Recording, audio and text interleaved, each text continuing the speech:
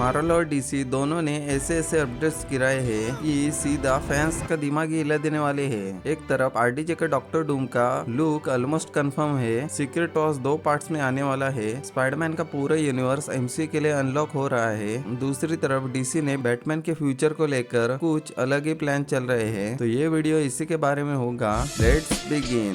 सबसे पहले तो एवेंजर्स डूम्सडे को लेकर लंदन में टॉय फेयर में डूम्सडे में होने वाले कैरेक्टर्स के टॉय रखे हुए थे। उसमें डॉक्टर डूम का भी टॉय रखा हुआ था। ये टॉय हम फैंस ने जिस तरह गेस करा था कि डूम का लुक ऐसा होगा, सेम उसी की तरह वो टॉय था। मार्वल ने ये ऑफिशियली कुछ बोला तो नहीं है, पर टॉय है तो यूजुअली गलत नहीं होगा। अब आता है डॉक्टर डूम और आरडीजे के कनेक्शन के बारे में। रूमर बोल रहे हैं कि अवेंजर्स डूम्सडे मूवी में ये एक्सप्लेन नहीं किया जाएगा कि डूम और टोनी स्टार एक जैसे क्यों दिखते हैं। यह एक ट्विस्ट मिस्ट्री की तरह रखा जाएगा जो कि सीक्रेट और में रिवील होगा, क्योंकि ऑडियंस क्यूरियस रहे और उनको लॉन्ग टर्म पे ऑफ मिले। अवेंजर्स डूम्सडे में डूम विलन की तरह शो होगा, पर उसका पे ऑफ हमें बाद में मिलेगा। मार्वल अवेंजर्स सीक्रेट और मूवी को 2 पार्ट्स में स्प्लिट करना चाहता है। अगर डूम्सडे बॉक्स ऑफिस फाड़ देती है तो मार्वल सीक्रेट और को 2 मूवीज में डिवाइड करेगा, और ऐसा करना भी चाहिए क्योंकि सीक्रेट और की स्टोरी कॉमिक्स में काफी बड़ी है। उसे एक मूवी में करना पॉसिबल नहीं है। इससे हम ऑडियंस को भी फायदा मिलेगा। डूम की प्रॉपर बैक स्टोरी देखने मिल सकती है और बैटल वर्ल्ड जो बनेगा उसको अच्छे से दिखा सकते हैं। इतने कैरेक्टर्स होने वाले हैं कि सबको ठीक ठाक स्क्रीन टाइम भी मिल सकता है। इसमें रिस्क तो है, पर मार्वल के लिए ये स्मार्ट भी हो सकता है।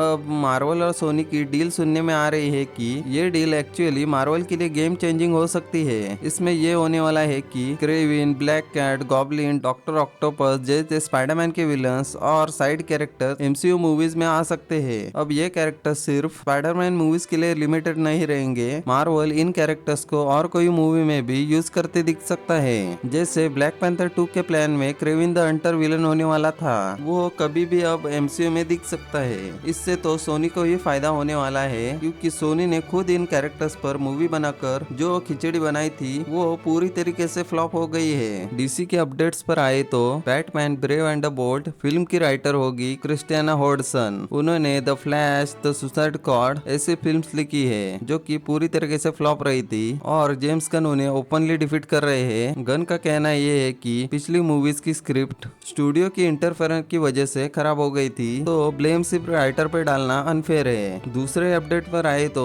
बैटमैन 2 मैट रिव्स ने कंफर्म कर दिया है कि सीक्वल का विलन ब्रूस वेन के पास से डीपली कनेक्टेड होगा। मतलब पर्सनल रिवेंज, इमोशनल डैमेज और गौतम का साइकोलॉजिकल हॉरर कंटिन्यू रहने वाला है। ये सीक्वल कई ज्यादा कैरेक्टर्स पर फोकस करेगा। साइड अपडेट्स पर आए तो वंडरमैन का सीजन 1 रिलीज हो चुका है। ये शो एक तरीके से आर्टिस्टिक और एक्टिंग ओरिएंटेड है। एमसीयू के टाइमलाइन छोड़कर कुछ अलग देखना चाहते हो तो definitely go for it. Rumours ये भी आ रहे हैं कि वंडरमैन का एवेंजर्स डूम्सडे में कैमियो हो सकता है, लेकिन ऑनेस्टली ज्यादा सेंस तो यही बनता है कि मार्वल उसे सीधा म्यूटेंट सागा के टाइम प्रॉपर इंट्रोड्यूस करेगा, ताकि कैरेक्टर को स्पेस मिले, ना कि क्राउड में गुम हो जाए। वंडरमैन के डायरेक्टर डस्टिन डैनियल क्रेटन, जो कि स्पाइडरमैन मूवी को भी डायरेक्ट कर रहे हैं, उन्होंने रिसेंटली बताया है कि टॉम हॉलैंड ने जो स्पाइडरमैन ब्रांड न्यू डे में परफॉर्मेंस दी है, ये उनके करियर की अब तक की बेस्ट परफॉर्मेंस है। ये तो मूवी आने के बाद ही देखने मिलेगा। डेडपूल 4 पर ऑफिशियली काम चल रहा है और रायन रेनॉल्ड खुद एक्टिव इन्वॉल्व है। कंफर्म हो चुका है कि ये एक सोलो मूवी नहीं होने वाली, बल्कि एक और टीम अप मूवी होगी। फैंस का बिगेस्ट ड्रीम ऑब्वियसली डेडपूल और स्पाइडरमैन को एक साथ देखना है। अगर मार्वल ये मिस करता है तो फैंस के लिए काफी पेन होगा। अवेंजर्स डूम्सडे और सीक्रेट और स्टेटस। अवेंजर्स डूम्सडे को लेकर जितने भी 3 आवर्स रन टाइम की बातें चल रही है, फिलहाल रियलिटी ये है कि अभी मूवी पोस्ट प्रोडक्शन में है और रीशूट्स भी पेंडिंग है। मतलब फाइनल कट अभी लॉक नहीं हुआ है। साथ ही एक्सपेक्टेशन ये है कि डूम्सडे में हीरोज की तरफ से 2 कैरेक्टर डोमिनेट करेंगे।